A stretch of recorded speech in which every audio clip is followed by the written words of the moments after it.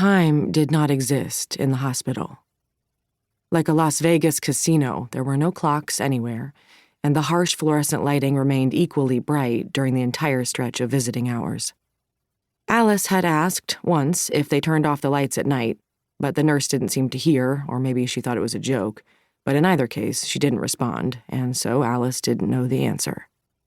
Her father, Leonard Stern, was still in his bed in the center of the room, attached to more lines and cords and bags and machines than Alice could count, and had hardly spoken for a week, and so he wasn't going to tell her either, even if he did open his eyes again. Could he sense the difference? Alice thought about lying in the grass in Central Park in the summertime as a teenager, letting her closed eyelids feel the warmth of the sun, when she and her friends would stretch their bodies out on rumpled blankets, waiting for JFK Jr. to accidentally hit them with a frisbee. These lights didn't feel like the sun. They were too bright and too cold. Alice could visit on Saturdays and Sundays, and in the afternoon on Tuesdays and Thursdays, when her workday ended early enough that she could hop on the train and get to the hospital before visiting hours had ended. From her apartment in Brooklyn, the subway ride was an hour door-to-door, the 2-3 from Borough Hall to 96th Street, and then the local all the way to 168th Street. But from work, it was half an hour on the C train, a straight shot from 86th and Central Park West. Over the summer, Alice had been able to visit nearly every day, but since school had started, a few days a week was the best she could do.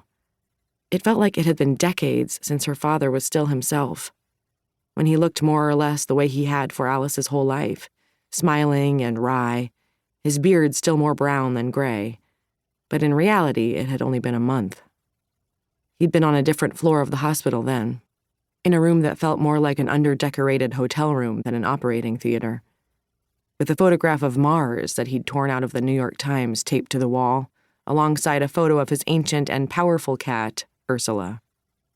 She wondered whether someone had taken those things and put them with the rest of his belongings, his wallet, his telephone, whatever actual clothing he'd been wearing when he checked in, the stack of paperback books he'd brought with him, or whether they'd been thrown away in one of the giant flip-top waste bins that lined the sterile hallways.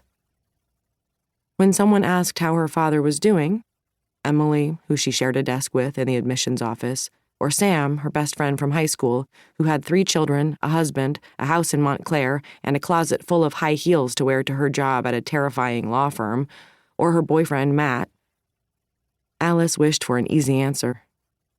The longer it went on, the more the question turned into an empty phrase, the way one might say, "How are you?" to an acquaintance passing on the sidewalk and keep walking.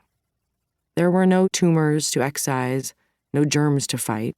It was just that many neighborhoods of Leonard's body were falling apart in a great, unified chorus. His heart, his kidneys, his liver. Alice understood now, as she never truly had before, how the body was a Rube Goldberg machine. And every time one domino or lever got knocked sideways, the whole thing would stop. When the doctors poked their heads into the ICU, it was just the word failure over and over again. They were all waiting for her father to die. It could be days or weeks or months. No one was quite able to say.